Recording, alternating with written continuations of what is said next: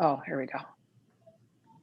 Welcome, everybody. This is Phyllis Pieri, the franchise lady, and I am super excited today because I'm going to be interviewing Jared Evanich. I'm so good on names. And he is the CEO of A Place at Home. Welcome, Jared. I'm really happy that you're here and that you're going to be doing this interview with me. My goal for these interviews is for people to get to know you as a person and for them to understand why they would want to be interested in joining your company. So his company is A Place at Home. And Jared, before you started your franchise, what were you doing? Yeah, so before we started A Place at Home, I was actually selling real estate. I got my broker's license out of college and I started selling real estate in 2008, which was one of the worst times to be in real estate. A lot of people exiting real estate, housing bubble and recession and so many other crazy things going on at the time. But it really taught me a lot launching a business in real estate during that time, how to be agile and just do what it takes to grow a business, literally going door to door in neighborhoods and talking to people and just building my network and helping to allow others to avoid short sales and foreclosures and working with investors and banks and a lot of that thing. And so it was a great experience, did that for many years, started my own real estate team during that time and really wasn't heading anywhere else in my life other than real estate. I was enjoying it, doing well, and didn't really have any reason to do anything else until And you're A an Place at Home entrepreneur. came about. There you Yes. go. Yeah, absolutely. So whether it be that or a handful of other businesses we had started along the way, but absolutely pretty much always done my own thing. Good for you. So Yeah. tell us what changed in your life that made you want to start a business. You're A Place at Home. Yeah. Oh, great question. I was actually realizing, number one, that I wasn't the grandson I once was. My grandparents made a huge impact and still do to this day in my life. Growing up, they provided me so many different opportunities. They're both personal and professional mentors of mine. Are they But again, entrepreneurs? they are not. They were both in education. The majority of my Okay. family is in education. My grandfather, he was the athletic director for the largest school district here in the Omaha Metro. He was for years. And my mother, she was an assistant superintendent for many years before going on to be a dean at a college. So education's kind of been in my blood. I'm really one of the only ones, other than my dad. My dad did start a cleaning company back when I was in elementary school, and to this day still operates that in Omaha, Nebraska. So he's the entrepreneurial kind of source within. But my grandparents and just all the different things that they've been able to provide to me throughout the years taught me how to golf and fish. We traveled the United States. We camped all over the place and just owed so much to them. And it was around 2011 when I realized, when I was really getting busy in real estate and starting to grow a family, that there wasn't enough of me to go around. I couldn't be that grandson I once was weighing on me. So at that time, really started looking at different options and seeing home care as a fantastic option to provide that extra assistance as what opened my eyes to an entirely new industry. And very shortly thereafter said, you know what, I want to do this. I want to do it better. I want to be able to offer this to not only my family, but to our community. And so A Place at Home was born. I love that. It's very interesting. I think there's a common thread with all of you in this industry, that there is something in your family or a situation that happens. I know when I'm interviewing candidates and doing consultations, that's one of the things that I look for, because I touch on, I apologize for the noise in the background. I have dogs and children here. Anyway, It's okay. Just a little caveat. But I know when I'm doing a consultation with somebody, I always drill down on senior care to make sure they understand what it's all about and the different ways you can go about it.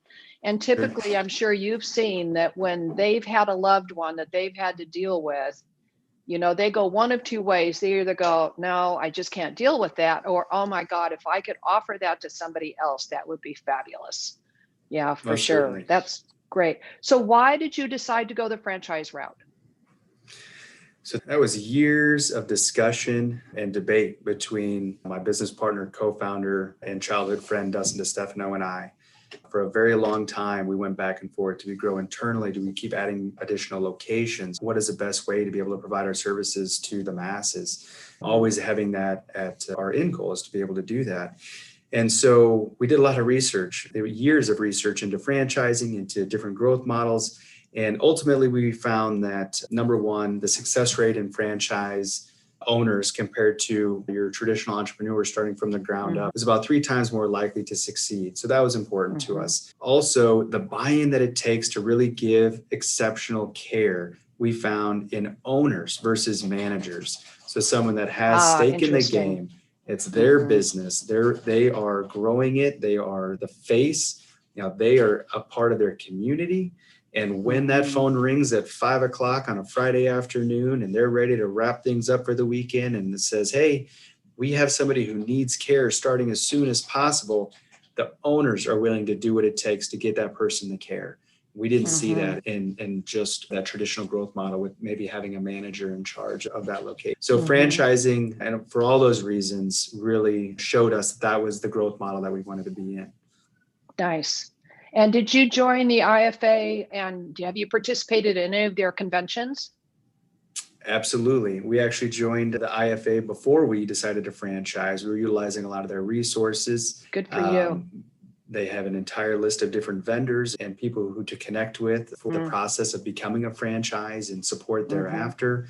We actually won Next Gen in franchising in 2018 through the IFA. So got to go on stage and be able to really bring our brand to the IFA community and hundreds and thousands of people who attend. It was awesome. It was fantastic. Gave us a lot of resources. We've been going to the IFA events every single year. So very involved with the IFA. For sure. It's interesting. When I got my CFE and I was standing in line, and that's many years ago, and we'd pass up on stage. I was standing behind a couple that had started a dry cleaning, some sort of a natural dry cleaning franchise. And they were getting their CFE. And I said, oh, that's really interesting. And you're a new franchise. And they went, yep. We joined the IFA, we worked on getting our certification, and it has been so powerful and so helpful.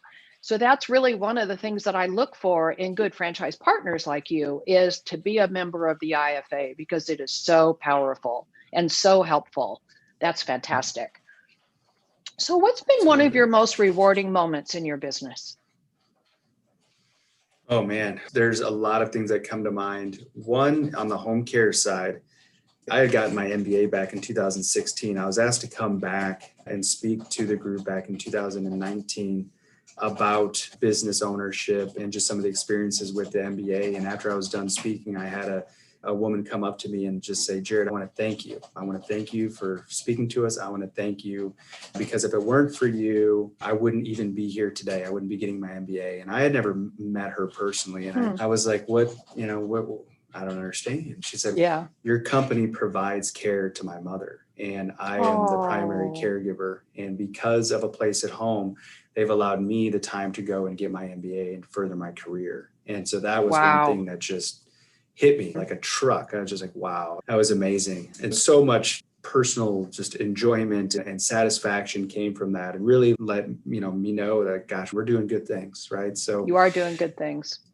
That's the first thing that comes to mind. But honestly, when I see owners hit different milestones in their business and start to succeed and hit their payback and then start growing and then it snowballing and getting just the excitement and the recognition that they get in their communities and all the stories that they have about their caregivers and their reviews that they have online, every single one of those times, it gives that same feeling like, man, we're doing this across the country. And so tell me about so culture is a big buzzword and something that people look for. So tell me about the culture and the relationship you have with your franchise owners. Yeah, it's a very tight-knit group. I would consider it a franchise family. We spend a tremendous amount of time, number one, making sure that we're vetting the people coming into the system and that they're a good fit. We want to make sure they're in line with our We Are Care philosophy, compassionate, accountable, respectful, and ethical. And should they have the right attributes and values, we bring them on board.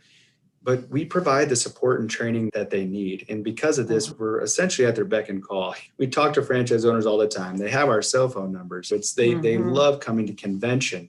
We have owners themselves that hang out with each other outside of a place at home events that call on each other when they have different questions. Create a collaborative culture with monthly calls that partner with other franchise owners. So they'll be on a team of franchise owners that we help moderate the conversation. We talk about goals, we talk about accountability and what things they need to complete to get to that next level.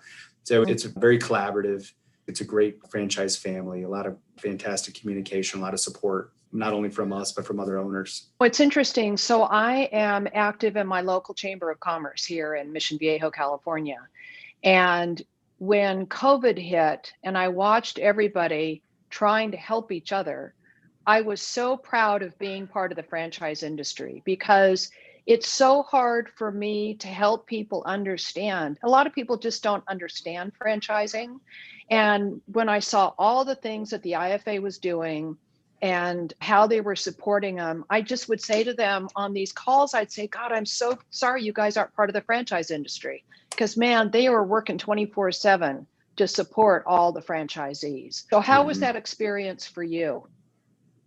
Yeah. So obviously, COVID, terrible thing, affected so many people in so many different ways you couldn't even imagine, or I couldn't even imagine coming into it, let alone the direct effects with clients and caregivers, employees and staff across the country that were affected either directly or indirectly by the disease, the virus. It was a lot to really fathom. It's something that kind of uncharted territory for our business and most businesses. However, once we started getting some early signs of change and some issues across the country, we jumped into action. It was actually a franchise owner in Portland, Oregon, Jerome Phillips. He's always really ahead of the curve, very forward thinking. He was just across the border from one of those very first incidences in late February at a nursing home that affected and caused a lot of grief and death within that community. And boy, that popped on his radar. And hey, this is coming. We had direct communication with us. And we started right away securing equipment, PP&E for our owners across the country, which we were able to do and be able to provide across the country. We helped people secure their PPE loans, making sure that they had the right funding to get them through this period. We did diagnostics on their books to ensure that if there's any additional spending that they were having, that they would halt it, at least for the time being, to make sure that they could focus on being able to remain profitable, to be able to make sure they could continue running the business and continue employing people and serving their clients. All the different resources through the IFA, we were immediately a part of, making sure we had the right policies and procedures in place for not only us as a franchise entity, but all of our locations, and giving them materials. I could go on and on with the different types of support. Ultimately, what had happened with our brand is, and I think most of the country saw this, is in between the very end of February, but primarily you're looking at March and into about mid-April or so, was that major impact period when everybody didn't know what was going on. I don't want anybody in my home. So things slowed down across the board in terms of care. However, once we started getting towards the end of April, people started realizing, okay, this is ways we can still receive care and be at the end of the day, they still needed care, regardless of whether they were there or not. Yeah. And so incrementally, it started going up and going up and going up. And it has continued to go up ever since then. And we are now hitting new benchmarks, exceeded our goals for 2020 on where we wanted to be. Our franchise locations, not one of them shut the door. All of them now are doing better than where they were even before COVID. So it was a great exercise for us as a corporate entity and for our local locations on what do you need to do in a crisis moment? How are you going to be there? How are you going to support them? And also, how are you going to implement change? Going virtual. That was something that we haven't had to do. People get so afraid of change, right?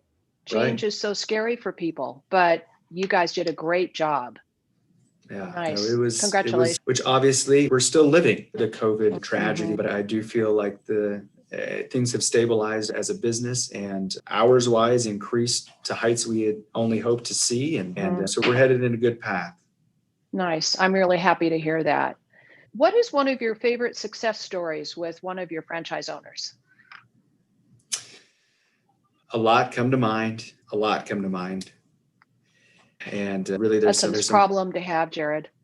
Yeah, and there's some personal stories that I would love to share, just on some milestones that people hit. We've had people who joined a place at home that literally, they put their 401k, their home, everything that they had into owning a, and now are seeing financial freedom that they hadn't ever seen before. And those kind of situations are amazing. We have 2 owners now that own multiple locations. That's something that we had expected to happen, but not happen this early. So within a year to 2 years of business, under 2 years of business, expanding into multiple territories, huge That's success fantastic. stories there. So that's something that comes to mind. But even something really personal. We had a franchise owner who during COVID wanted to make an impact on a local memory care community. They built a hugging booth. It was a full-size hugging booth that had the screen in front. They were able to put their arms through sleeves, medical grade, disinfected everything along the way, but we're able to then actually get a personal touch from a family member to a client, to not only their client, but to someone in their community. It made just awesome difference in so many people's lives. Even just that, right? And I've got a lot of stories like that I'd love to be able to share with you, but it's so neat just seeing the impact that one location had on so many people who hadn't had any kind of physical contact with their family in months and months. That's fantastic. I think that people don't realize that some of the greatest ideas come from franchise owners. And I think sometimes people get the feeling that a franchise is restrictive and, you just have to do everything they say and you can't bring in your own ideas. And yet we know, being in the industry, that you welcome those ideas after they get the system down and they get everything kind of churning. Then you really want to share their ideas, right? Absolutely. Yeah. No, you hit the nail on the head, and we're learning every day. We're learning from our franchise owners, from the industry, through experiences like COVID. We're always trying to do things to make our system better and to allow others better resources and tools and strategies. Most certainly, we've learned a lot from our franchise owners. Even another quick example, we had an owner in Orlando, Steven Sherbin. As soon as the communities got shut down and there was no more like referral marketing that we could do, he started a mobile snack shack out of the back of his place at home vehicle, wrapped nice, very nice vehicle, opened up the back, snacks, everything that you can imagine, like a buffet of snacks. And he'd go and go to a community, allow them to come out, remaining socially distant. Everybody has masks on. They could walk through, they could take the snacks of their choice for the day, take some material on a place at home, and then go back to work, right? In a socially distant way to be able to market. It innovated immediately the way that we were able to still do referral marketing without actually touching or talking to people. And that was a huge success across our entire brand, which allowed them to grow at an incredible rate during COVID. So such smart guerrilla marketing. Wow. For sure. Very nice. So one last question.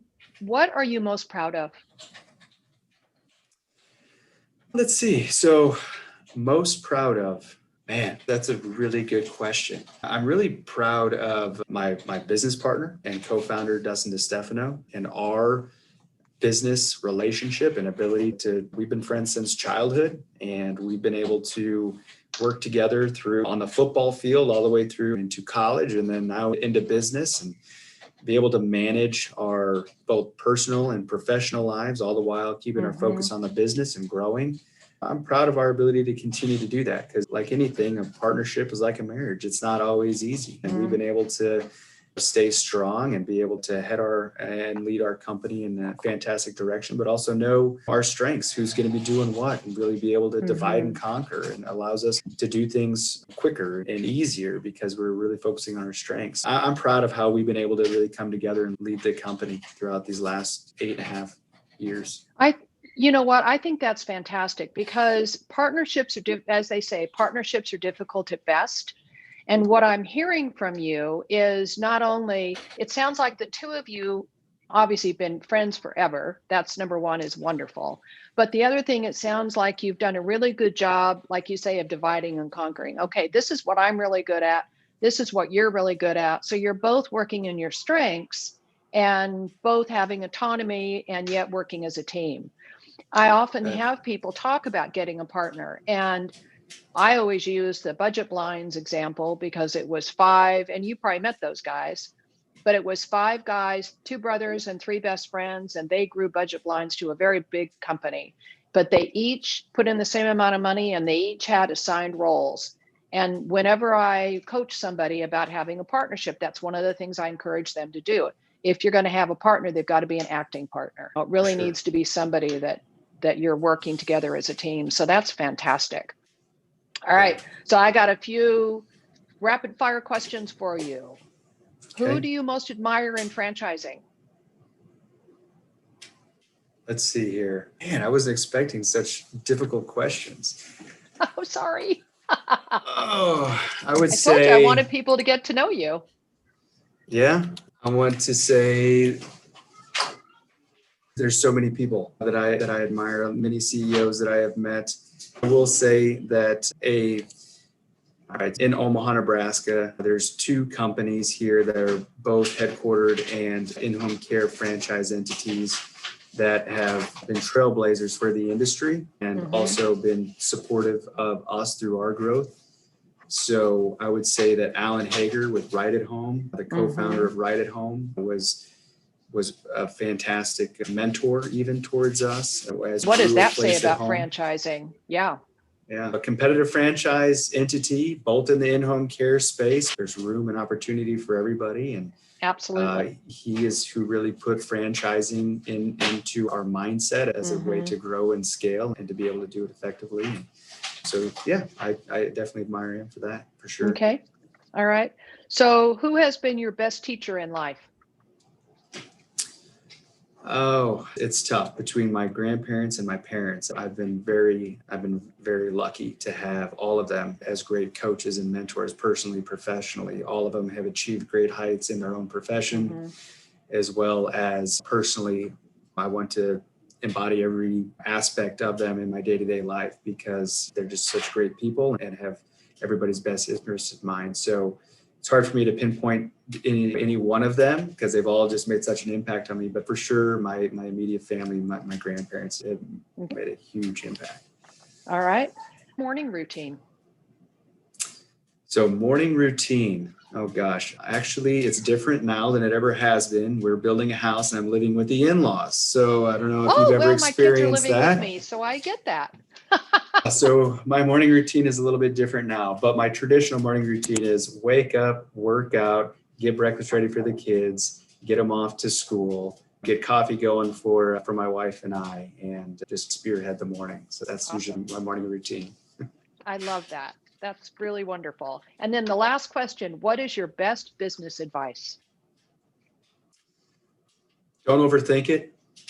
Love that. Yep, I love that.